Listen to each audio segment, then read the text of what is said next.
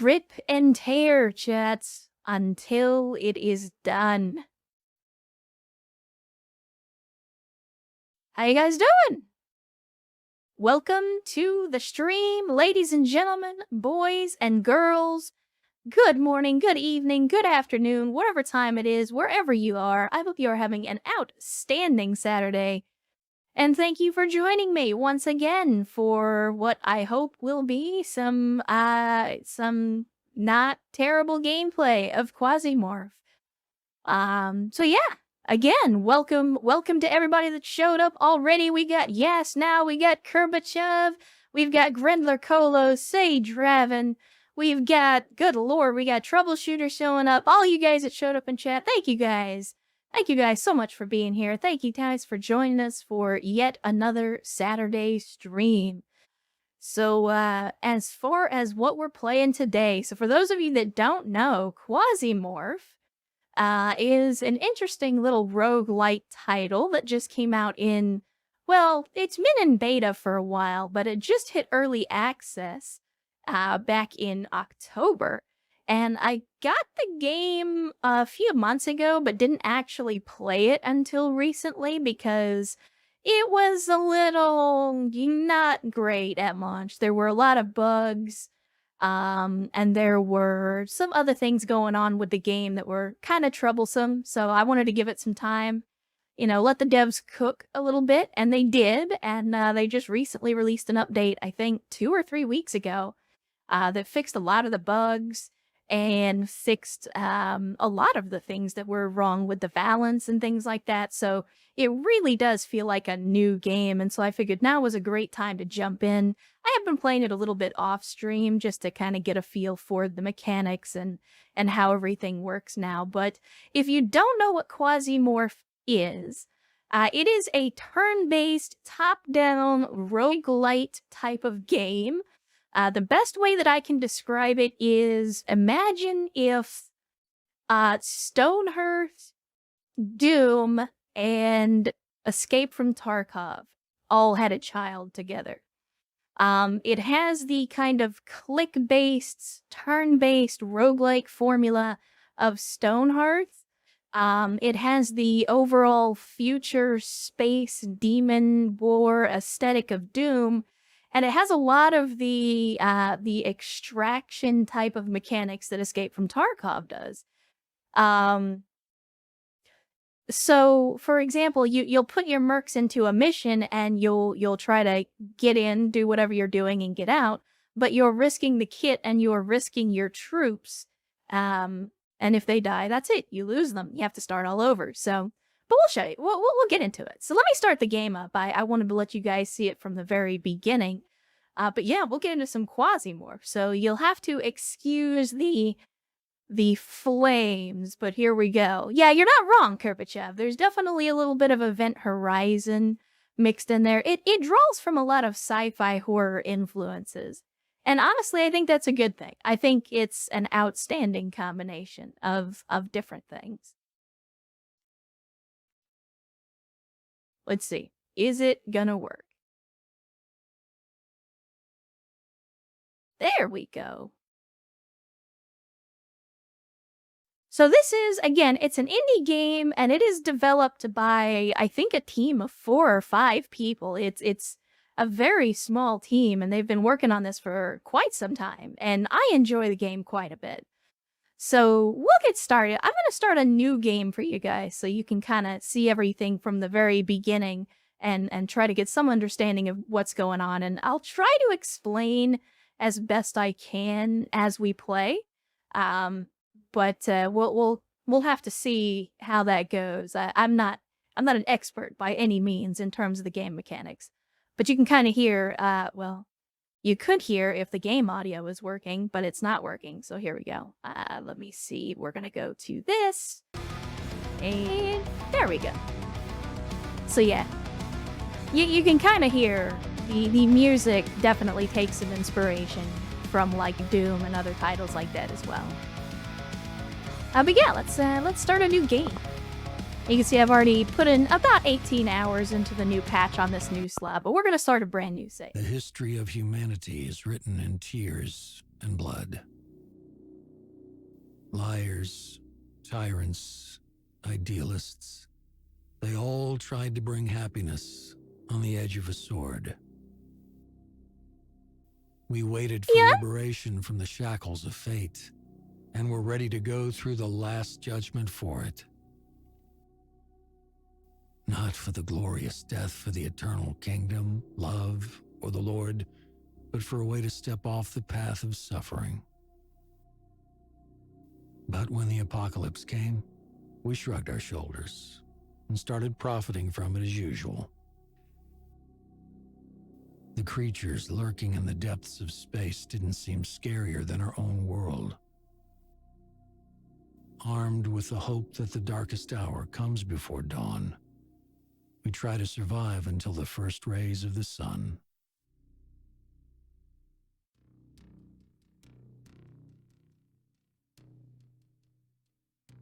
So that is, at least as far as I know, the only voice acting in the game so far.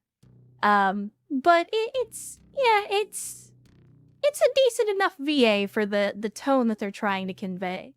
But yeah, so basically the story is, and you'll get it through here, the story is we basically woke up some extra-dimensional quote-unquote demons, and they're now making a bid to basically destroy human civilization, and we are playing a mercenary company. But we're not gonna try to stop them, we're just gonna try to profit off of it. So, you know, that's what mercenaries do, stereotypically speaking. So that's what we're gonna do.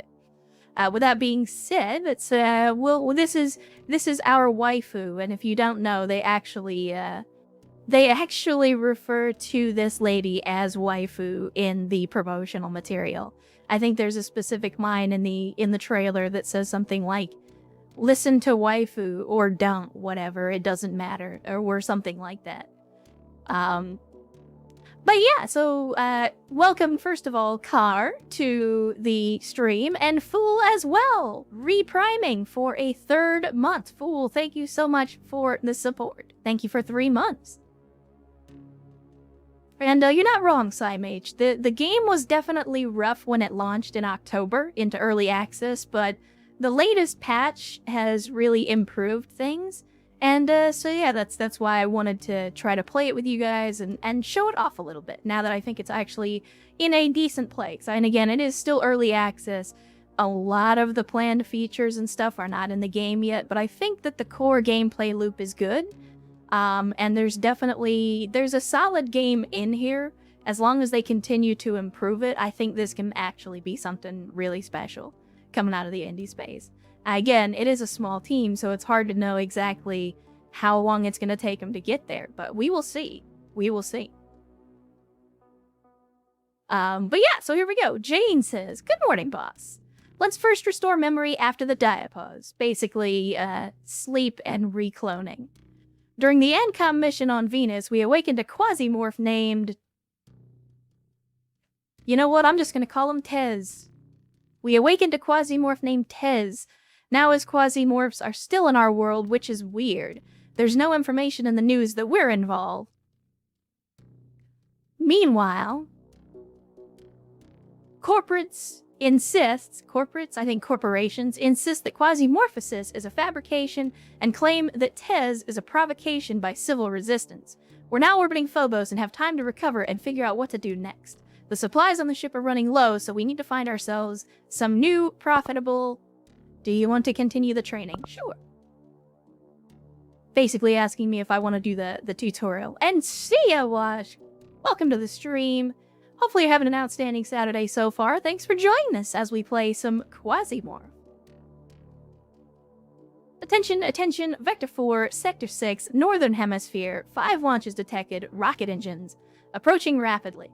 Activating countermeasures. Magnum, grab onto something. It's gonna be loud. I don't know why you would grab onto something for noise, but English is not the first language of the folks that made this game.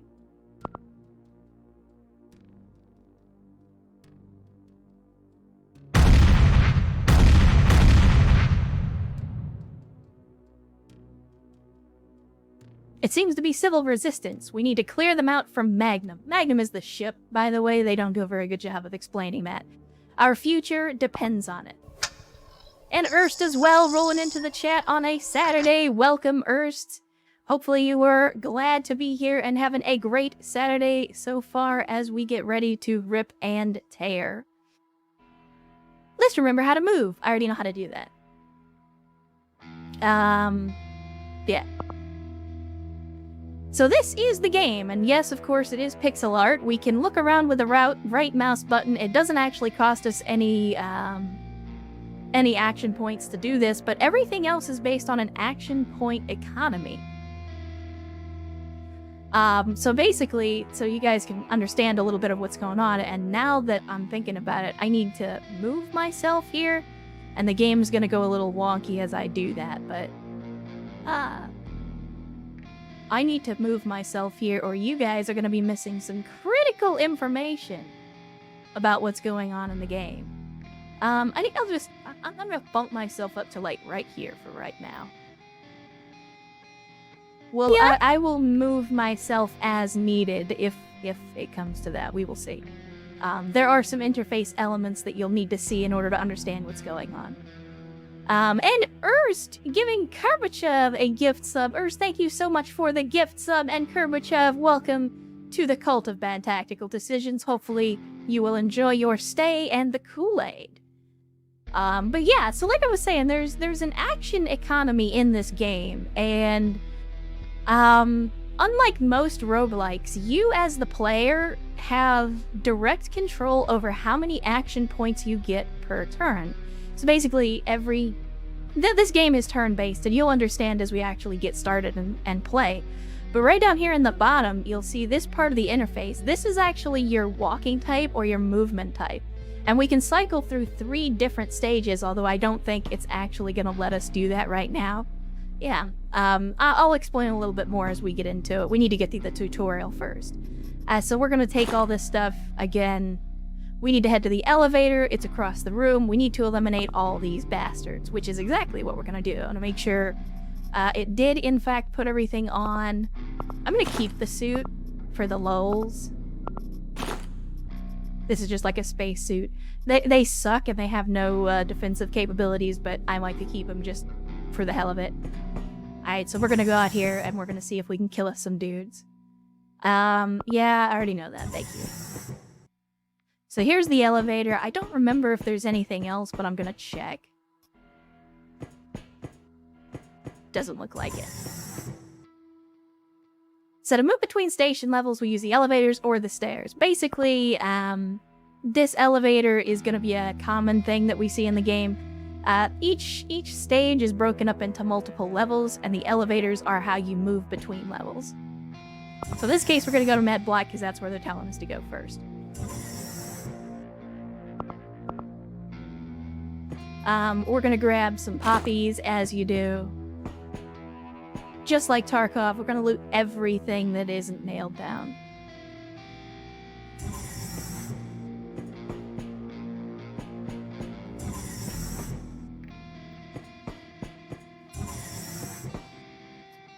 So these are basically the clone vats. This is where our soldiers come from. So we're not actually using natural-born humans, we're using clones.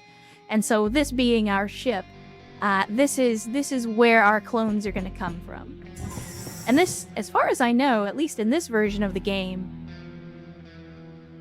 this is the only time... Oh no, they're going to hurt us so that we can learn how to heal stuff. But I think this is the only time we see the inside of the ship. So basically there's an injury system, just like in Tarkov. It's much more simplified than what you're gonna see in most games. But basically we can get hurt body parts to give us different debuffs, and then we can use certain inventory items, again, just like Tarkov, to reduce those debuffs or remove them entirely. There's also an infection system. Right now, every time you get hit by anything, any kind of weapon, you pretty much start taking infection damage. And there's been a lot of complaints since this patch went live that the infection is a little excessive. because you'll get hit and, you know, in 2 or 3 turns you'll hit 100% infection. And it's not great, but we will see. That may be something that changes in the near future, but for right now it's just something we'll have to deal with. But of course, there's auto-dock here. We can use this to fully heal ourselves unless, so you see, like we have arms and legs, we can actually lose body parts. And if you lose a body part, you can't fix that with an auto-dock. It will get fixed when we finish the mission, but we would have to extract. Again, I'm going to steal everything that isn't nailed down, and once again, we're going to use the Dr. Jones because that foot injury is an injury that's going to persist for a little while. And here's our first bad guy. So here's combat. Basically, where you see the dots, the green dots is the effective range. The yellow dots is outside our effective range, but we could still potentially hit this target. We just take an accuracy balance. So we're going to attempt to kill this bad guy. And again, this is a tutorial mission, so it's not going to be terribly difficult. And we missed. And you may be wondering why he's not shooting back. You can see the little stars. You do have a chance to stun when you hit people, and so as long as he's stunned, he's going to skip his turns. There we go.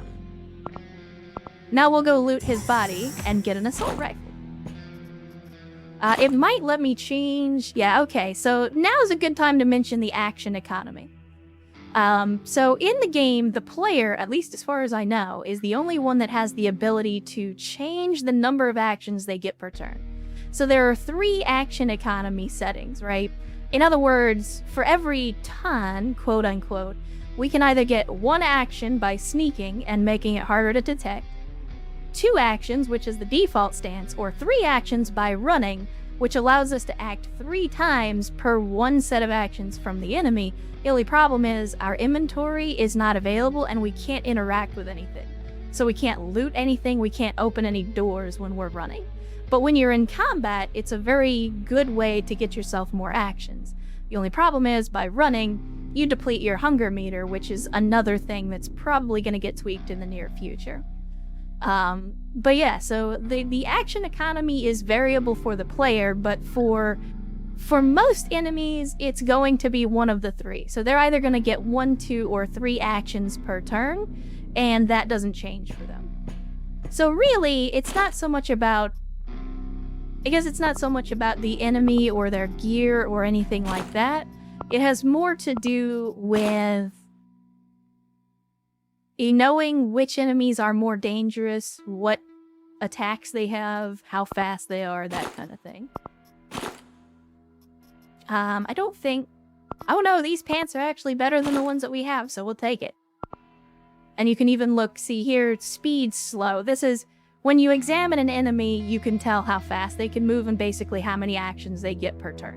So in this case, this enemy being slow means they're going to get 1 action for our 2 or 3 or however many we get. But you can also see they have an injury panel. We could even go, if we had a melee weapon, and chop this dude into pieces. Not that we want to do that, but we could. And I think that's it for here, so now we need to move on to the next level. And you can see, even when I click somewhere and it auto-walks, the little action meter is going to tick down.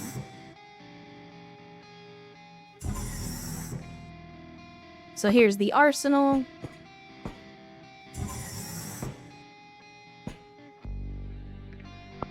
And there is, in fact, a cover system. If you're adjacent to something that counts as cover, you'll get a cover bonus. So we're going to move up here and take cover. And I think I'm just going to wait for this guy to come out. I'm also going to switch fire modes on this to a single shot. There we go. And now we're going to set everything on fire.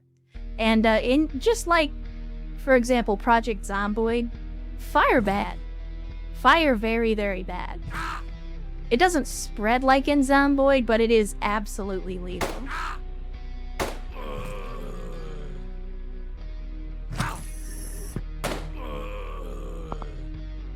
Yeah, this is the shooting mode. So Most weapons have 2 modes of attack. For example, an assault rifle has either a single or an auto mode. So, and it'll tell you in this case we use 3 shots per burst. It'll give you an accuracy mouse, of course, and things like that. So, we will wait for this fire to die down, and then let's check the rest of the rooms and make sure that we're getting all the loot that we possibly can. Because loot is important in this game.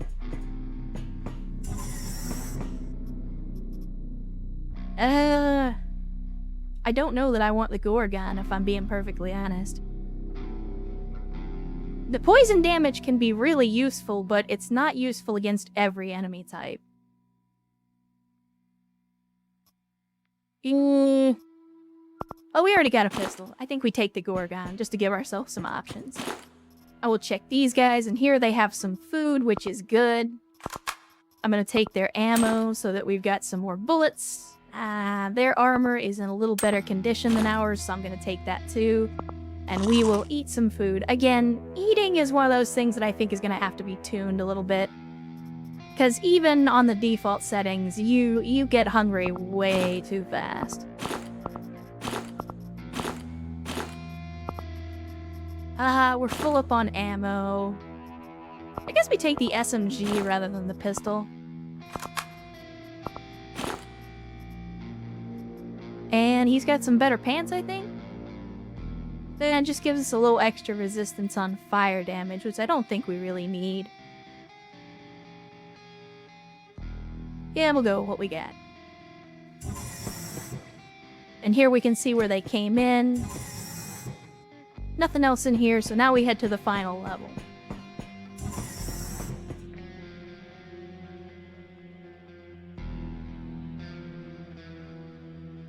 She's looting without us. I mean, I'm gonna loot without you regardless, chat. If there's loot to be had, I'm gonna have it. So this is them explaining utility slots. Yes, there are grenades. I don't know that we'll use them, but they do 100% exist. There's also a turret here. I guess we can let the turret do all the work, right? Let's see. What do we not need? I don't need the water. And I guess we can just eat the food. And then we'll take the turret. Alright, so they've barricaded themselves in a compartment. That's okay.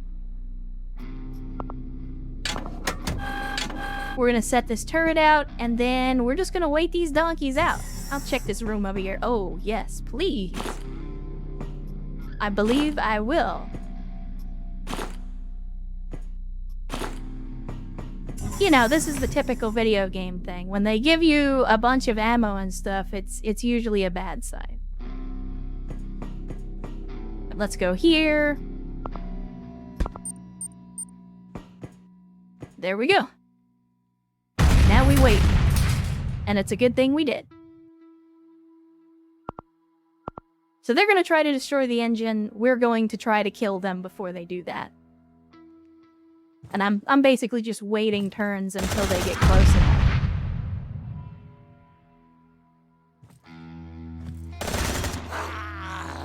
And the turret is going to put in some work on this one.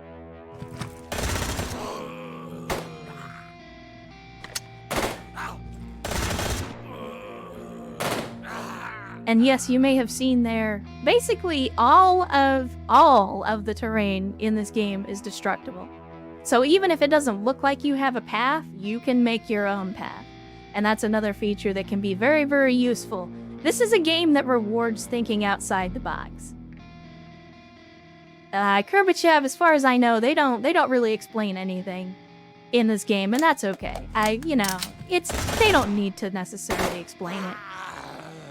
Alright. And that's the end of the mission. So we've sustained minor damage. Basically, it won't affect the functionality of the equipment and crew, so we can go wherever we want and do whatever we want. The system is open to us. And then this is the post-mission screen. We're going to get this every time we finish a mission. And this is where we can take loot off of our clones and put it into the storage of the ship, or we can keep everything the way it is if we want. I'm just gonna go ahead and remove everything for now. Other than the baseline equipment. And we'll organize things here in a little bit. Yeah, exactly, Grumbler. You can absolutely just Kool-Aid Man your way through a wall or a door if you want or need to. And you can actually lock doors to prevent enemies from moving around the level. And then once you're ready, go blast through a wall and take them out at your own convenience. Which is especially useful if you're in a situation where you've kind of gotten your ass kicked and you need a little time to regroup or find a new weapon or something like that.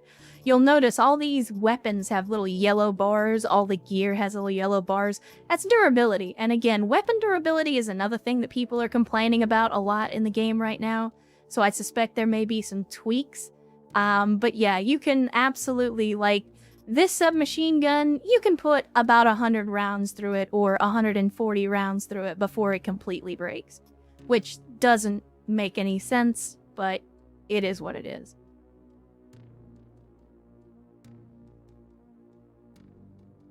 Kurbachev, it doesn't like that. Hold on. As long as you promise not to Rick and roll us. There you go.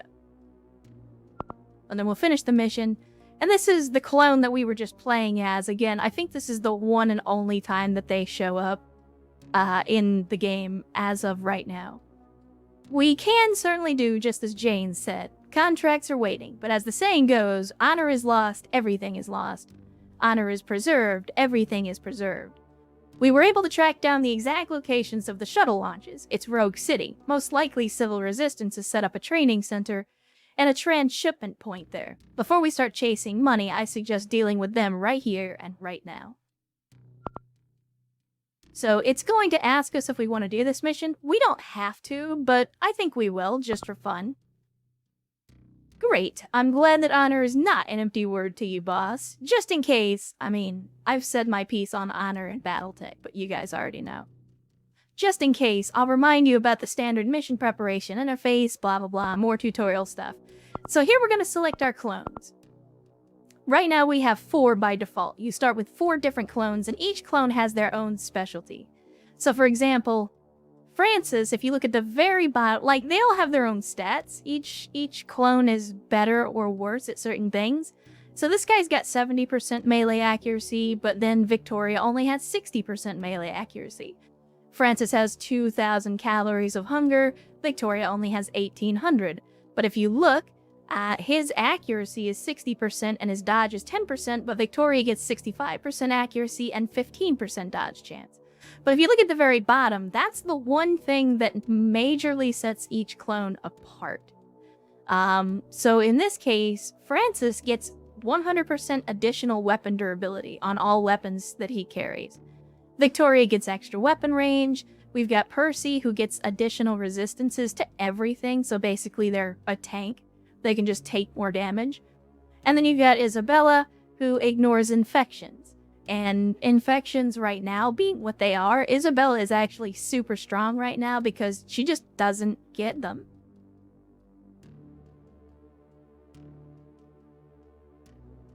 Is the only one I can find a spinning central bit, which are solar cells in this case.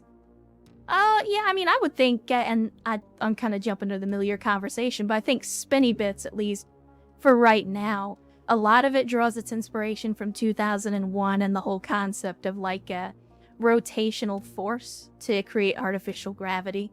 I don't think that's what's going on with this ship, but yeah. Also, spinny bits are just cool. They just make stuff cooler. But in this case, we're just going to go with Francis because we already used him and he's already got some gear. Then you've got the class. So each class specializes in a different set of skills. So at the top of the wheel, you're always going to have whatever the clone's specific skill is. But then they've also got 6 other skills based on the class that you pick. And so, for example, you've got Scouts of Hades, which is more of a range-focused class. And then you've got Eclipse Blades, which is more of a melee-focused class. So for example, if we go Scouts of Hades, which is the default class, we get a minus 5% chance to take wounds. We get plus 5% to accuracy. And this is all just by default. If there's an activating trigger, it'll tell you.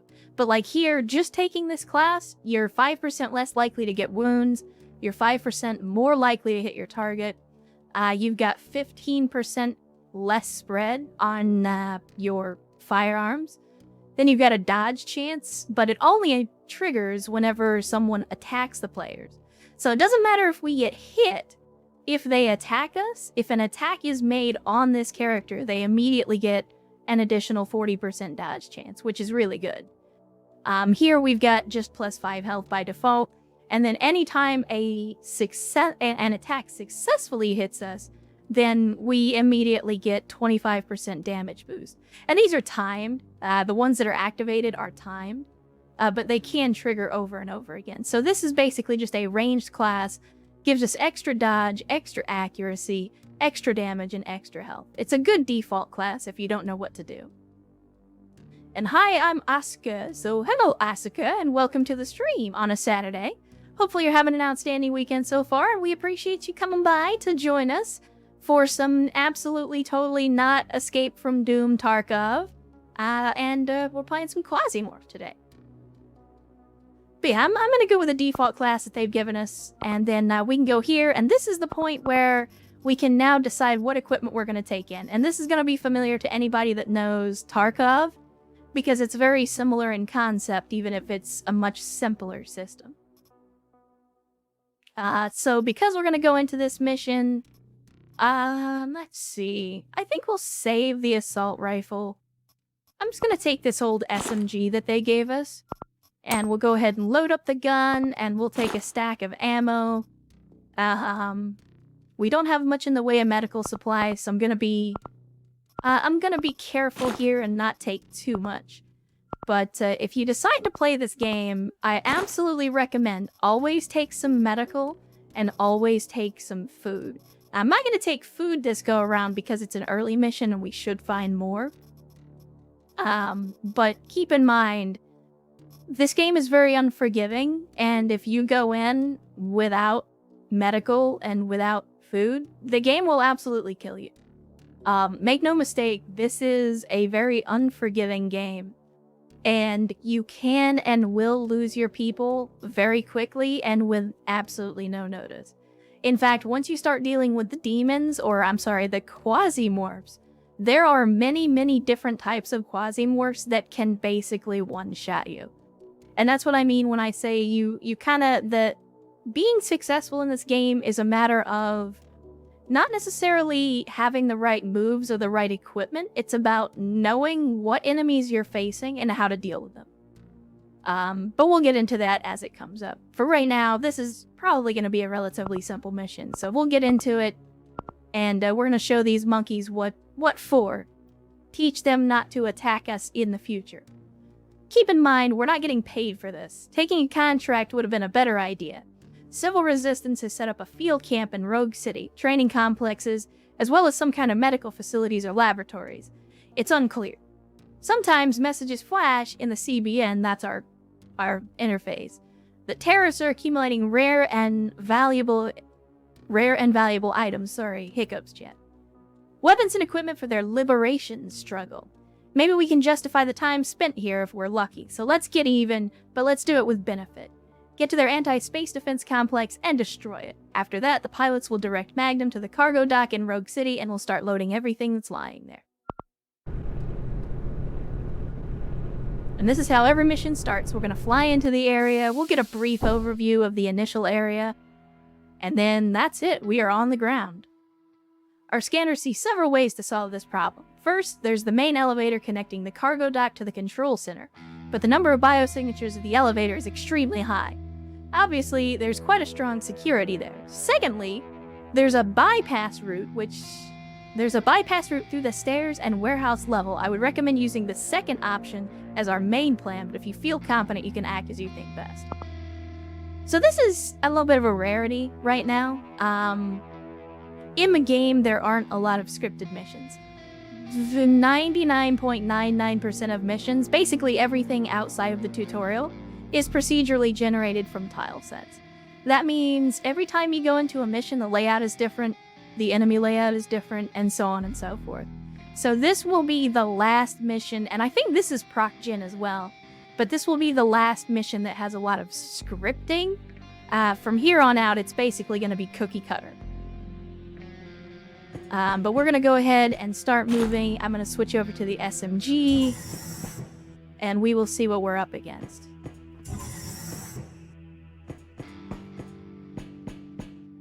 Now, I am going to take a little bit of water, and water is important for one reason and one reason alone. That right there, extinguished. If you ever get caught on fire, this is the only way currently to put yourself out other than just waiting for the fire to burn out. So, yeah, exactly. Yes, now understands hydration incoming. But water is very important in this game, and you should always try to carry it if you have the inventory space to do so. Especially if you're fighting civil resistance, because civil resistance loves to use flamethrowers. No, Brofisticus, they are not trained to stop, drop, and roll, and I wish that they were. Yeah, that's just scenery. We do have a few items here, so I'll definitely take a bandage. Antidote will be good in case we get poisoned or get an infection.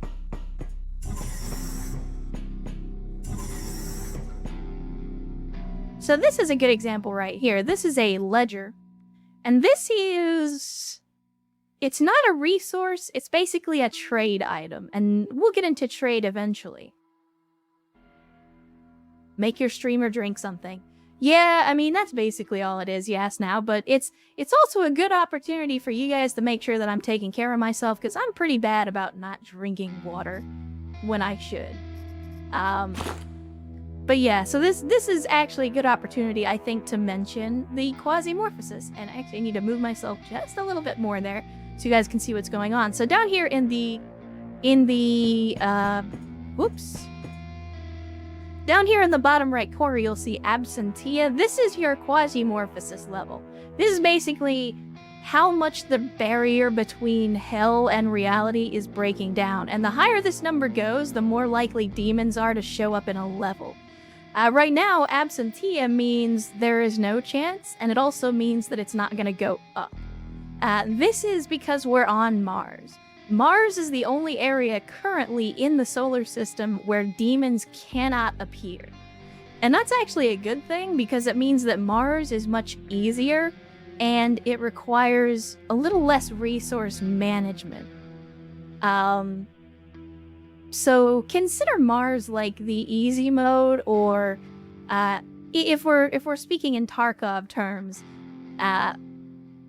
basically Mars is like a scav run where you can go in, and that's not to say that the missions aren't dangerous. Yeah, I know, yes, now it's what kind of heresy is this? The demons are not on Mars? But that's not to say that all missions on Mars are easy, because they definitely are not. But not having to deal with demons takes a huge weight off your shoulders and gives you a lot more tactical options.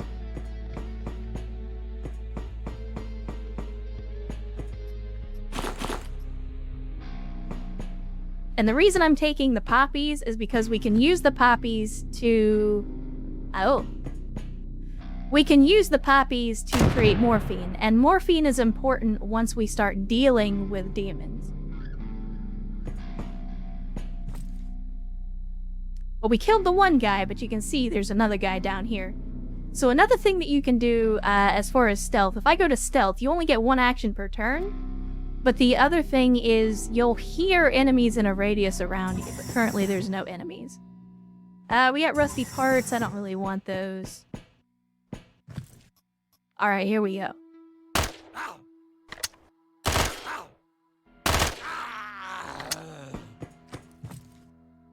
Oh, we got another one. Yeah, no demons yet. We will deal with them for sure. I'm just going to immediately back away. And I'm going to wait for this dude to come around the corner. There we go. I will say, don't stay on run all the time, because it does also decrease your accuracy. Yes. Correct, Grembler. That's how we get the demons to leave us alone. We give them morphine and then they inject it. And then they basically take a weed nap, and at that point, they leave us alone. Nah, it's not like that at all.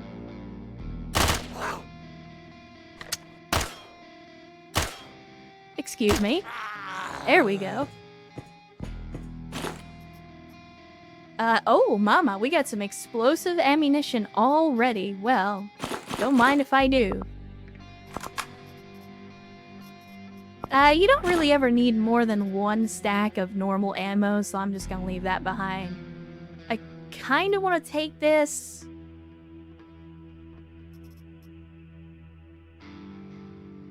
Yeah, we're gonna take the impactor pants. Overall, impactor is better armor. Especially for early game. Let's see. I think we're good here. I'm not hearing anything. Oh, well. I have no idea what that was.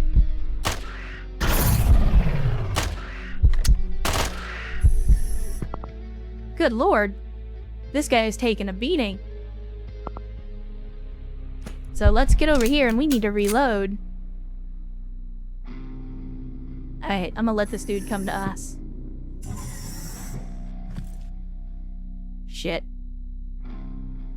So do this and that. There we go, there we go. Fuck, this guy. He is just... There we go. Alright, good gravy. That guy was taking some punishment.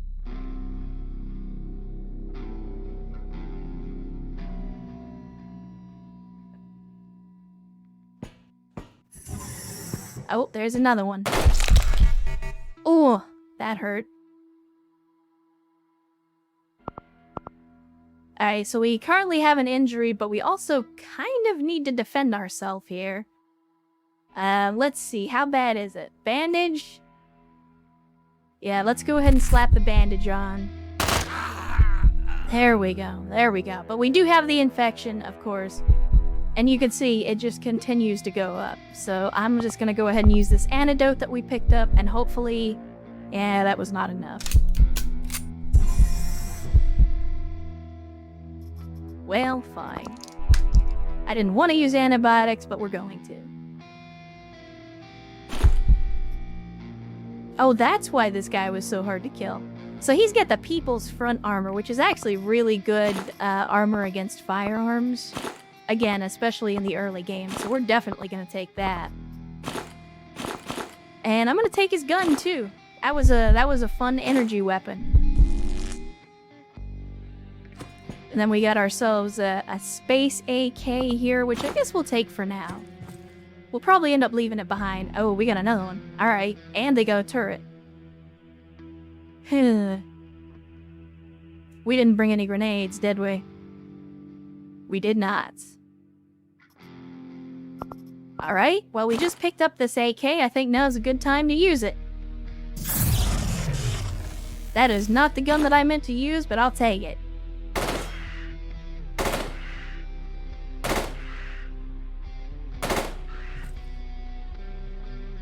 What is that? Oh, saw blade. And there you can see the cover system at work. Because there's cover between me and him, it highlights it red. And there's a chance that the bullets will hit the cover.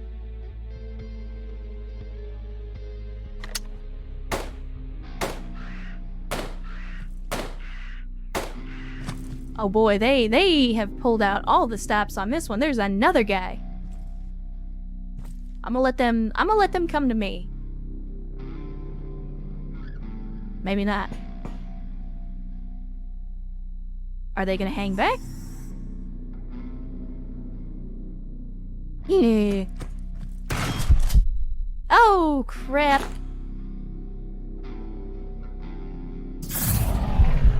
Guy popped up behind us with a shotgun. Well, clearly I should have been using the laser the entire time. I'm using bullets against bullet-resistant armor when I should be using lasers.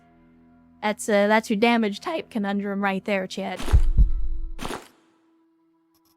The Red Outcast is definitely a better assault rifle, I think, than, yeah, than the Space AK. So we're gonna take that for sure.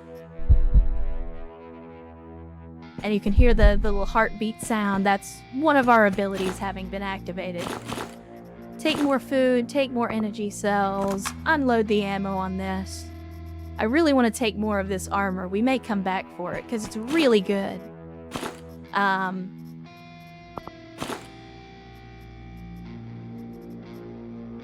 don't know. I'll think about it. We'll have to see how the mission goes. Alright, let's see. Can we get anything from the turret? Doesn't look like it.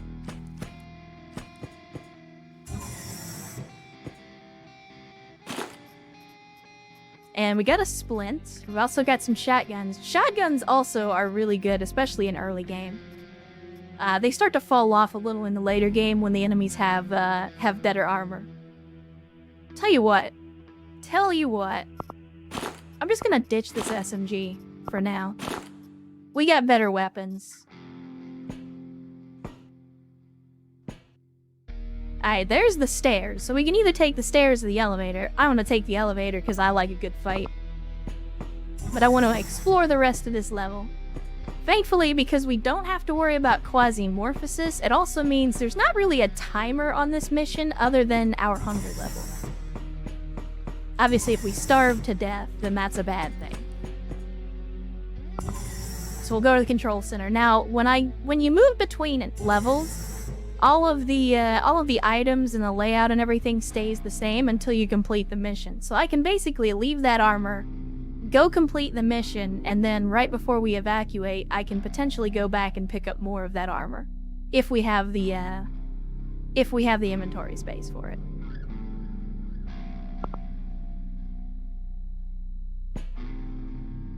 We got a soda. I'll have a soda.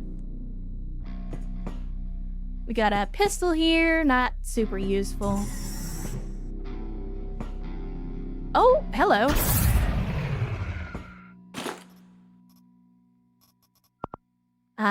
Yeah, I think the energy weapon was definitely the right play on this one. Because these guys are super hard to kill with guns. As a matter of fact, you know what, I might eat this. And we got a scanner. So scanners are great if you find them because it will give you intel on whichever floor you're currently on. So there's 3 different things here. You've basically got items, people, enemies, and the elevators or exits. So if we use this scanner, it will show us where all of the items, enemies, and the exits are. If you click the button too fast, it does not, in fact, actually show you the way. So staircase is way down in the south. This is actually a pretty large level. But that's okay. That's okay. You're not always going to find these scanners, and it's actually very rare to find one that will show you where the exit is. But they're very useful, and you should always check them out, just to give yourself a little intel about where you are. This is glory armor, so not great.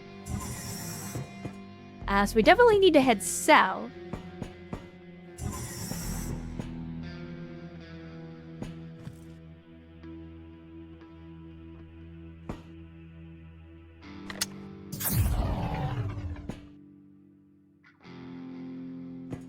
You can see I'm moving slowly here. And here's a melee guy. He's carrying an axe. But thankfully, they basically gave us a super gun for this early mission, so we don't have to worry too much on this one. This guy doesn't have anything super useful for us. This guy's got more food. We'll go ahead and eat it. Actually, maybe I'm debating on whether I should take the axe. So here's a fun little thing. If you have a bladed weapon and you're desperate, you can just chop up bodies and it'll give you different items. You can actually eat this meat if you're desperate for food. We're not going to. But the game will absolutely let you get into some very dark stuff. Glory boots. No, we don't need any of that stuff. This is more cola. Might as well.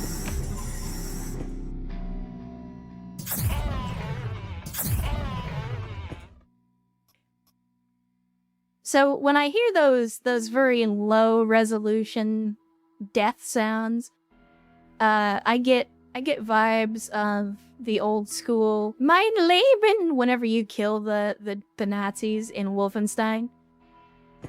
And I know that's definitely what they're trying to evoke, but I still think it's funny. An armor repair kit. I'm gonna take this because they can actually be valuable trade goods. We got feet. Somebody's foot. Whoops. There we go. Of course, we're gonna take the cola. I think we already have some poppies, so I'll take some more. Morphine is always good.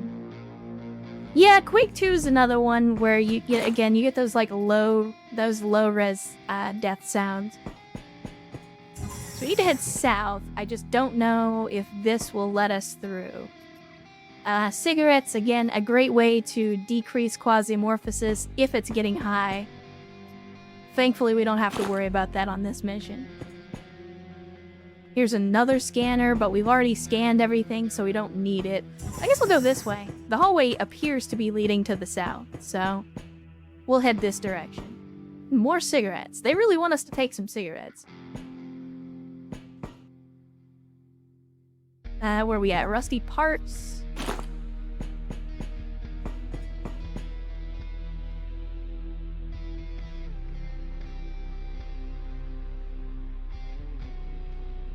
Yeah, that's true, Kurbachev.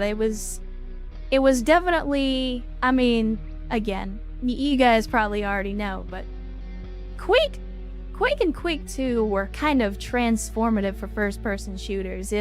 If Wolfenstein and Doom invented the genre, Quake 2 kind of turned it into, well, Quake 2 and Unreal Tournament changed it into what it would eventually become today. I think this is also another dead end. Yeah, let's see if there's any items. Probably another scanner. Yeah. Alright, so we'll continue down the hallway then. Yeah, we're definitely headed the right direction now. Whoops. You can do it. There we go. Wasted a lot of ammo on that guy, but it was worth it. And he also has an assault rifle. Again, if you're seeing me basically just eating food off of the enemies, I will say, don't use that as like a pro strat, because as you get into the late game, the enemies are carrying food less and less. So you definitely need to bring your own food as you get into the later parts of the game. Alright, that guy's got cover, so we'll back up and let him come to us. Or I guess we could, like, walk the long way around. We're still gonna have to shoot through cover, though. There we go. More food. I'll eat it if it's there. And we should... Yeah, here's our staircase. Alright, outstanding.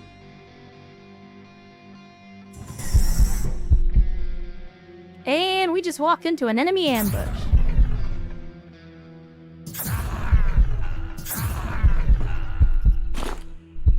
So that's a little bit of juggling there, where I stunned this guy, then immediately went to shoot the other guy, and then shot this guy again before he got off the stun status. Alright. We got a sorbent? I don't think we need that. Oh, here we go. Weapon box. Then Jeff Hammer. The Jeff Hammer is actually a really good shotgun. I mean, shotguns in general are pretty good. Let me think. I'm gonna put this on the ground so I don't forget about it. Maybe we'll come back for it. And you can see I am increasing skills, and that's, so I don't think I can show you. Maybe I can. Yeah, I can. Okay, so we looked at the skills for the class, and the thing is, if you look at each one of these skills, for example, each time any amount of damage is absorbed by resistances, I gain 10 experience. So as these level up, the bonuses will go up as well. So in this case, bodybuilding, we're maxed out at level 4, so instead of the original 5 health that we were getting, we're now getting 15 additional health. As an example, again, combat focus, where before we were getting 40% chance to dodge whenever this triggers. When it hits level 4, that'll go up. Alright, let's move on. We're stuck in a bathroom here.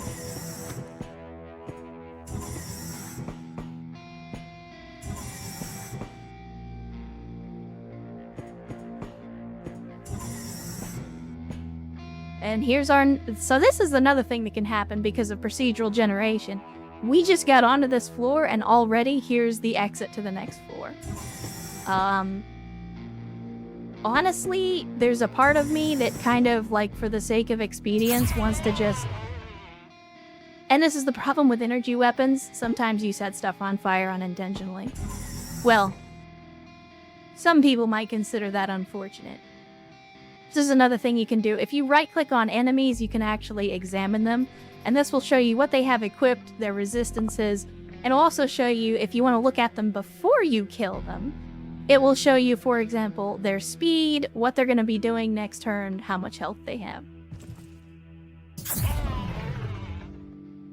So, like, if I look at this guy, he's looking for me, and he only moves once per turn.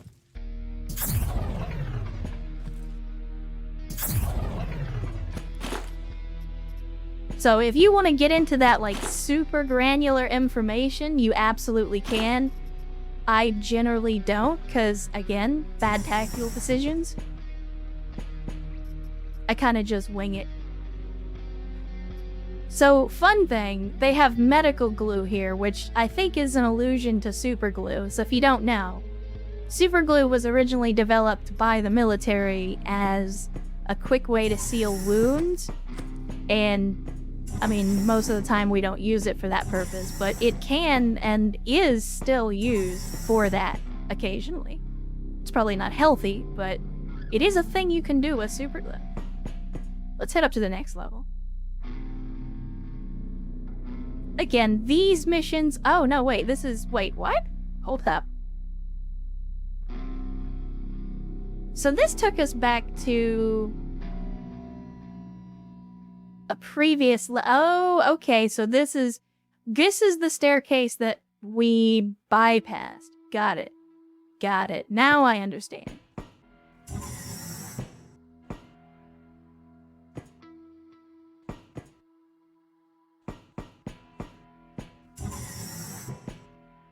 Let's see, we got an M24, which is basically an incendiary grenade.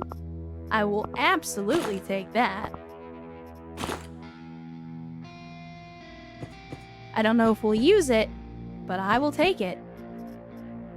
Take some more antibiotics. We got workbench here where we can craft some low quality items if we have the resources for it.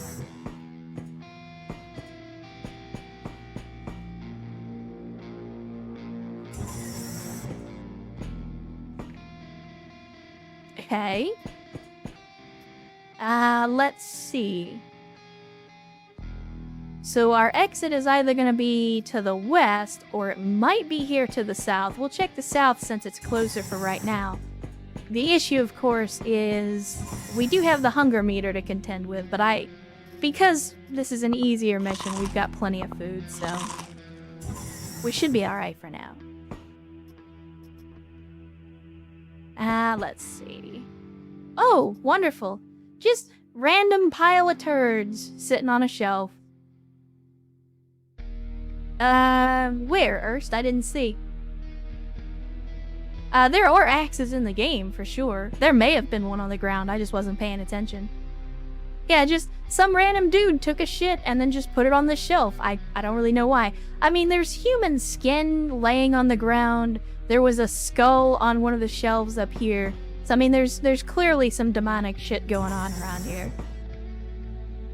Looks like nothing in here. Back to the north.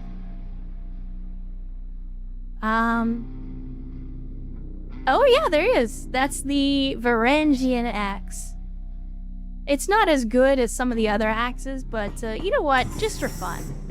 If I get the opportunity, I'll show you guys some melee gameplay. This clone isn't super well kitted for melee, but I think it'll be fun. I'll drop the assault rifle for that. I will drop the assault rifle to show you guys melee shenanigans. Actually, we're hurt right now.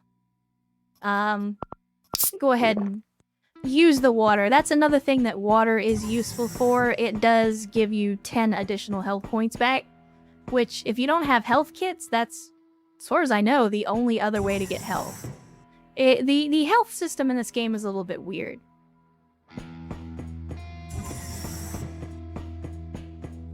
No, Grumbler, it was just regular shit. I mean, maybe it was demon shit. They don't specify. It just says feces. Alright, so here we go. Melee. And this is where running comes in handy. Because I can get 3 turns, and we can just come up behind this dude, hit him with the axe. And there we go. We just killed this man's with an axe. As you do. Another fun thing about axes, or most melee weapons in general, is you can generally throw them as well.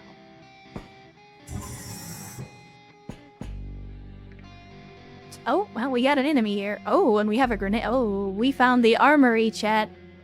I'm gonna try throwing this axe. It's probably not gonna hit him. Actually, wait.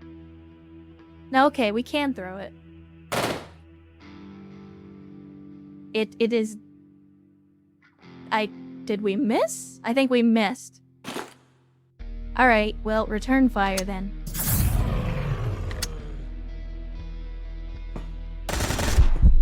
Oh my! There's a turret. And we almost got lit up by it. Thankfully, we're wearing armor that's very, very good against ballistics. So, even if we did get shot, we probably would have survived. Alright, well here we go. We are in the armory, chat. We have all the toys now. But yeah, there you go. We have the axe. Let's see what else we got. Oh, well. I mean... we can't throw this one, but if you're gonna give me a sword, who am I to say no? The Enigma... so these type of weapons actually fire saw blades, which can be really funny. Like, you can just straight up dismember enemies. Only problem is, they can absolutely do the same thing to you. Interestingly, because it's an electromagnetic gun, essentially it's a railgun that fires saw blades, it counts as having the silencer trait. Because, obviously, magnets wouldn't make a noise.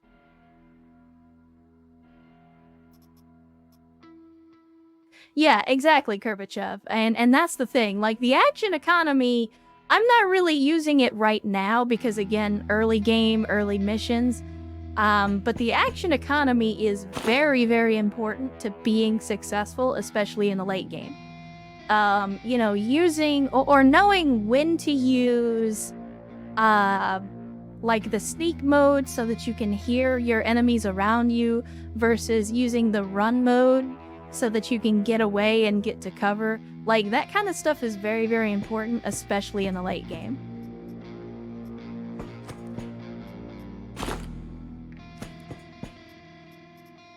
Oh, here we go. We got a Redeemer. This is basically a pistol that fires rifle rounds.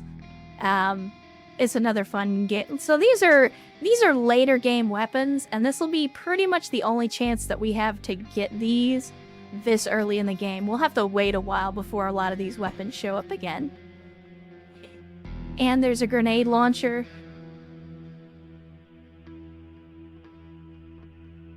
I mean, if they're gonna give us grenades, we have to use a grenade launcher, right? That's the rule. If a game gives you a grenade launcher, you have to use it. I don't write the rules, chat. Did I miss a doorway somewhere? Like, where is our exit?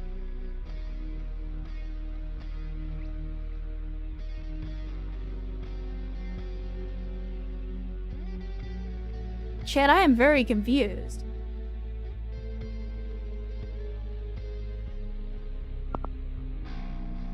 Because we haven't found the objective yet. There's no elevator that I can see. This staircase goes down, but this other staircase also goes down. I'm very, very confused.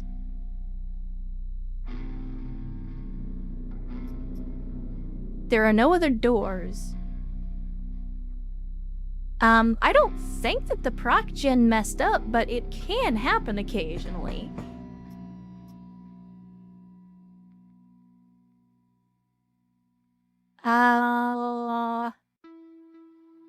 Maybe we go back here and try the elevator again? Maybe there's another path that I missed? Because there's this direction up here. Let's go this way. Maybe there's something in this direction that I missed.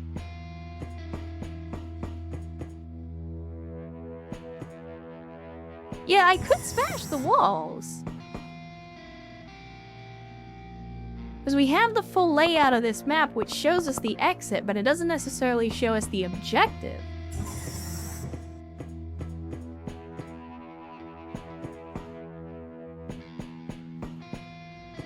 I don't think there's going to be anything in this direction. This is very strange.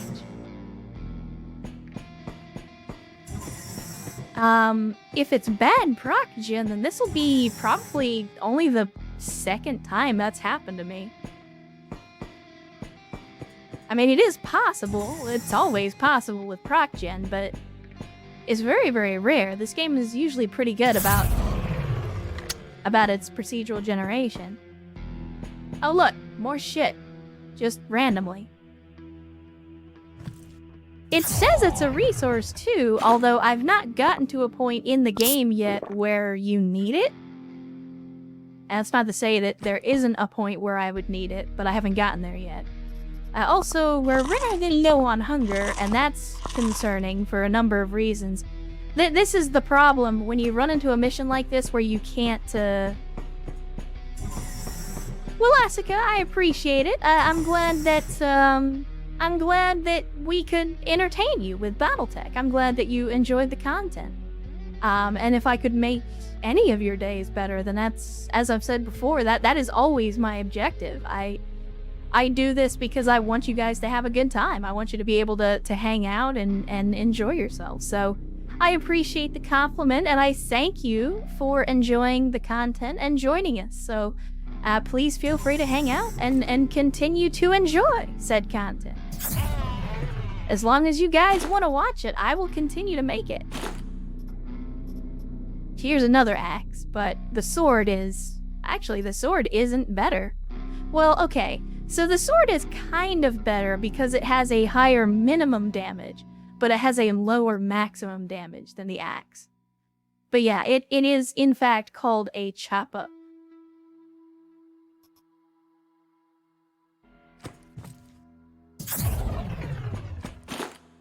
Oh, we got a data miner here.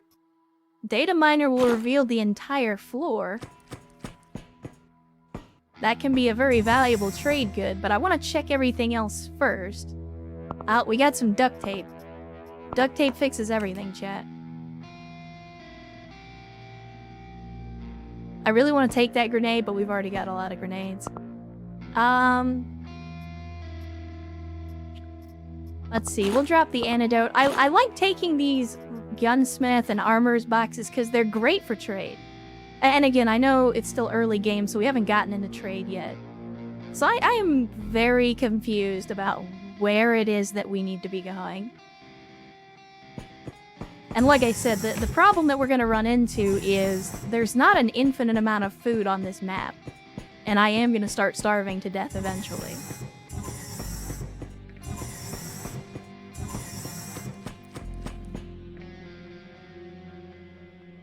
Yeah, so there's just the landing dock and the control center. It's very strange. Very, very strange. I guess we'll use the data miner here. You fucking kidding me? Alright, well there was this that I somehow missed, but this is not where we needed to go anyway. Let's see. Is there an exit? Because I went to the south, and we took this staircase, which then led us back down.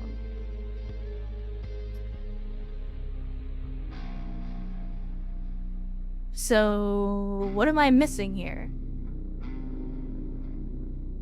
I'm very confused. I apologize, Chad. I was not expecting to get so confounded and just completely get lost and not be able to figure out what exactly we're supposed to be doing. Like, normally the objectives are pretty straightforward. Oh, wait, hold up. Definitely gonna take that. Armor piercing. Any kind of special ammunition I'm always gonna take with us.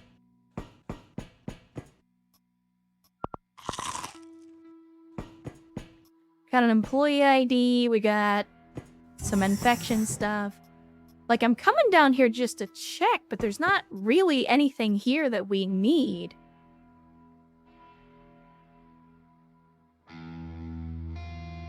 I mean, Kirpichev, you can basically, I mean, one of the melee characters is pretty much just an orc. If you give them the right class, you can basically just chop your way through everything.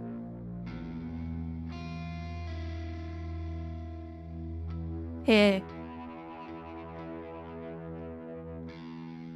I am very confused.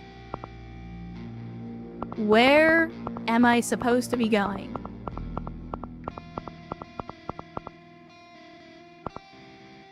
Because we're looking for the station's missile control center, but we have not found it. Unless I completely missed it. I mean, maybe it's over here?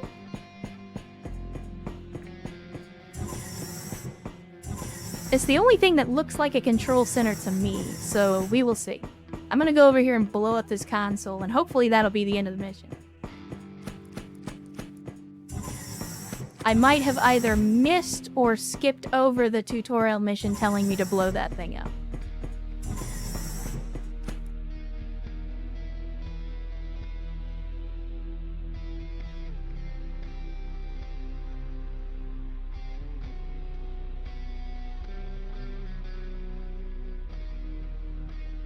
So it turns out, I was an idiot the whole time. I literally passed this up. This was the first room we came into when we got to this floor. And then I proceeded to run all over hell and back, looking for this. This thing. Right here. Well, good to see that the tactical decisions are not any better just because we changed the game. But hey, you know what? Good opportunity to use a grenade launcher. I forgot, you had to hold shift. So let's do this. Oh, I expected a bigger boom.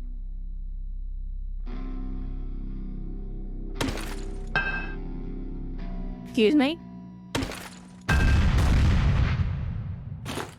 Yeah, no. Let's just do this the old-fashioned way.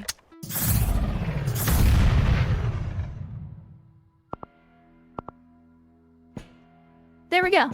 So we can now officially evacuate. We have destroyed the objective. So we can either evacuate via the elevator, or I could go back, like I said, and pick up some more of that armor. So I'm gonna go down to the landing dock, because that'll, again, the people's front armor is really, really good. And I absolutely want to take another set with us if we can. And I will 100% leave all of these medical supplies behind to do it. Because medical supplies we can get more of. There we go. Alright, now we'll evacuate. And that's it. Mission complete. Took a little bit longer than I would have liked for me to figure out how much of an idiot I was, but we got it done. We got it done, chat.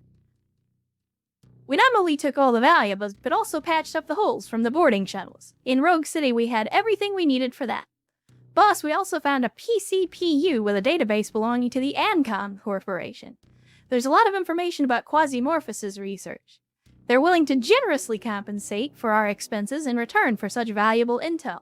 Of course, we made a copy of the data from their device. Their agent is ready to meet us in Rebus Sky City in orbit of Mars. So this is essentially our trade. Our trade tutorial. So we're gonna have to drop all this stuff. Actually, you know what? I'm gonna start sorting this a little bit.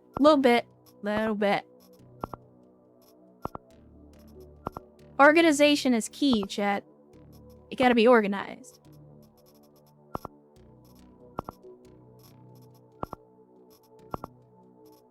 And again, just like Tarkov, they do give you some starter gear. Let's see. Crafting components, I'll move, just so we don't clutter everything up. I don't really use mines, so I'll disassemble that. We'll keep the explosives so we can make more grenades later down the road. We get the secret data, which is a trade good for us. Yeah, I think we're good. I think we are good.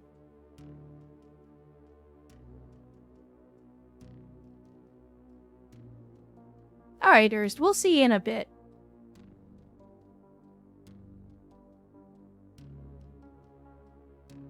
Alright, there we go. Let's finish the mission. And they want us to go to the system map. Yes, continue.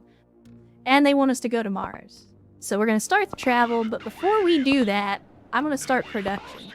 So we can produce stuff on our ship, and right now, it's a pretty limited list, but as we progress through a campaign, we will find blueprints, or they call them item chips, but we will find blueprints over the course of a campaign that will allow us to produce additional items. But for right now, it is pretty basic stuff. Now what I'm going to do is I'm going to produce sorbents. So the reason that I want sorbents is they cost nothing and they're very fast to produce. It's not great for poison recovery, but it is pretty good for infection recovery, and you can carry full stacks of these into missions at 0 cost, and you can just produce more in a couple of hours. So I'm going to produce a bunch of sorbents, so that way we can leave our antibiotics for more important missions and operatives. And here we're going to do our slingshot maneuver, head to Mars. Roger. And now we'll be able to go to a city. So any peaceful location, any place that is not currently engaged in combat, we can go there for trade. And if we look at these locations, you'll see a list of items. Required items are the items that they're willing to trade. So we can take any of the items that they show here to these locations, and it will give us items from their pool of whatever it is. So for you guys that if you want to understand, we go to the stock exchange. For example, we're going to go and we're going to do a deal with Ancom. So the stock exchange will show you all the different factions in the system, and each one, they like, the factions are a whole tutorial unto themselves, but they progress, they advance their tech level. As their tech level increases, their operatives will have better equipment, they'll have better training, they'll be more powerful. But each one has these list of items that at the moment they're willing to offer. So for Ancom, these are the items that they're potentially offering for any trade that we do. It'll also show any missions that they currently have active in the system. So if we trade them the secret data, we're going to get items from this list, and it'll show you percentages of what we might potentially get. And this is where trade comes in. If you have stuff that you don't need, you can, if you're in a situation, if you're in a Tarkov-like situation, where, say, you've lost a bunch of operatives, you've lost a bunch of gear, you're running out of weapons and armor to equip your people, This is a way for you to get more by simply trading in what essentially seems to be useless stuff. So in this case, these guys want alcohol, and remember that ledger that we picked up? They'll trade ledgers. In this case, they want organs, they want badges, they want canned food, they want the dick lollipop. These guys will trade for those kits that I was picking up. And so this is one way to get new weapons, new armor, that kind of stuff. Yeah, I think it's funny that the supposed news network is trading in booze and energy drinks right now. Go figure. But let's go ahead and do this trade mission just to get it out of the way. We'll select the guy that we already have, that we've been using. As a matter of fact, I tell you what, I'm gonna because I'm a masochist, I'm gonna leave the good armor behind, and I'm just gonna go in with no armor. I mean, we're not gonna go into combat, but I'm talking about when we go into the Bland-Aid the dick lollipop. It's called the Rocket. It's red, and it's shaped like a penis. But it's a lollipop. You did not mishear me.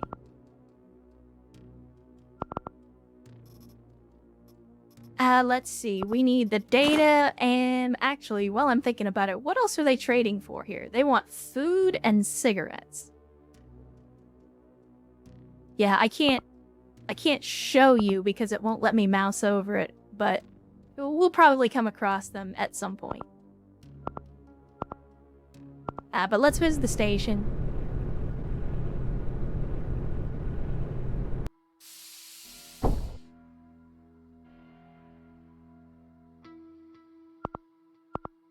And we're gonna go over here, we're gonna trade in this data for them.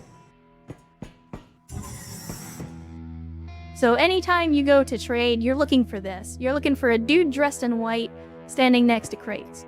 And it's actually pretty simple to trade right now. You just give them whatever you're gonna hit, give them, and hit exchange, and then they give you free stuff. It's just that simple. And in this case, we got an item chip, in this case for the Dragon 412 stationary turret. So that turret that we deployed in the very first mission, they gave us an item chip to be able to produce them now, from a blueprint. Not that I think we'll actually use it, but it's nice to know that we can produce them if we need to. So they're thanking us for our assistance, and now we will hop back in the ship and get out of here.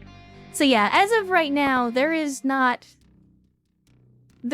anything that you would traditionally consider money in Quasimorph.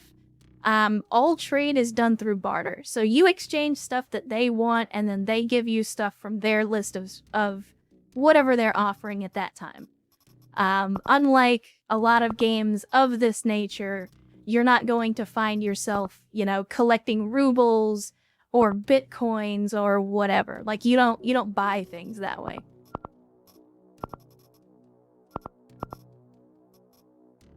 Let's see. And we got the assault rifle as well. Tell you what, let's unload all this ammo. I like to keep my weapons unloaded because sometimes I will use like special ammo and then forget that I have it in there. And then I won't be able to find my explosive rounds and I start freaking out. Alright. I can't stand these corporates, boss. What's next? It seems like you and Frank have satisfied your sense of justice. We're free for now. There's chaos all over the system. Taking advantage of the sudden appearance of Quasimorphs, the corporations have reshuffled the market. Stations change owners almost every day. Tez, who seems to favor us for awakening him. Yeah, that was our fault, by the way. We released Satan onto the solar system. Is squeezing the corporations on Venus. Solar Resistance has been showing some furious activity around Mars. Maybe we should continue fighting against them if we get paid for it. There's no Quasimorphosis here, so it'll be easier. We can start working for anyone and make them the dominant force in the system, or we can try to maintain the status quo for the sake of the long term, profiting from this apocalypse. It's up to you. It is indeed up to us. So yeah, at this point, the tutorial is now over, and we have free reign to do whatever we want, take whatever missions we want. The system is our oyster.